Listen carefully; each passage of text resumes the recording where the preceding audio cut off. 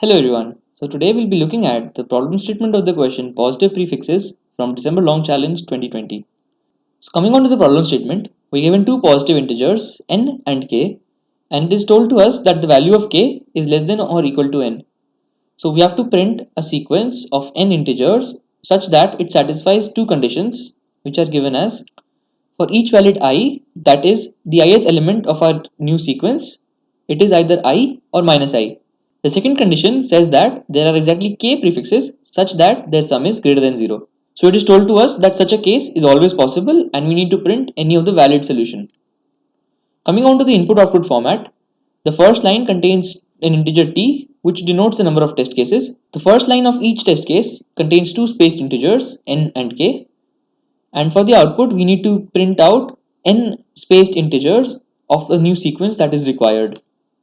Coming on to the constraints and subtasks, the constraints on t is for 1000 and it is told to us that k is less than or equal to n and n lies in the range of 1 to 1000. There are two subtasks. The first subtask is for 10 points and is on the constraint that n is less than or equal to 10, whereas the second subtask for 90 points is on the original constraints. Coming on to the sample test cases, there is only one test case for this given question. I have formulated more test cases so that we can better understand the question.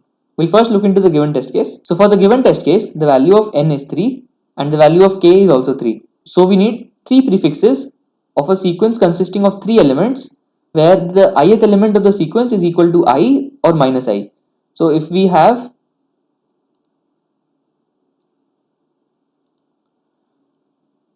So since the value of n is 3, we need 3 elements in the new sequence and each of these elements can be filled by the negative of its index or the index itself.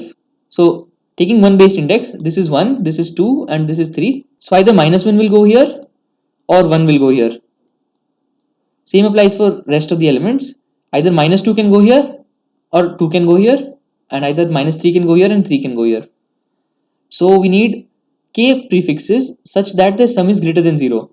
So we need three prefixes such that the sum is greater than 0, and since the number of elements is equal to k, here we will just print 1, 2, 3. Like the first prefix consists of 1 and its sum is greater than 0. The second prefix comprising of 1 and 2, the sum is 3 and this is also greater than 0. Same applies for the third prefix consisting of all three elements, that is equal to 6, which is also greater than 0. Now coming on to the extra test cases. So I've taken 5 and 1. So the value of n is 5 and the value of k is 1. Here we need one prefix such that its sum is greater than 0. So the first prefix is of minus 1, which is not greater than 0. Coming on to the second prefix, we have minus 1 and 2. Their sum is equal to 1 and it is greater than 0. And hence we've got a one prefix which is of sum greater than 0. Looking at the following prefixes and comprising of three elements, it is we can clearly see that its sum is less than 0. Same applies for rest of the prefixes of this sequence. Coming on to the second test case, we have 5 and 2. So here we need two prefixes such that their sum is greater than 0. Here we can see that the prefix comprising of two elements has sum greater than 0 and the prefix comprising of the first four elements has its sum greater than 0. Coming on to 5 and 3, we need three prefixes such that their sum is greater than 0.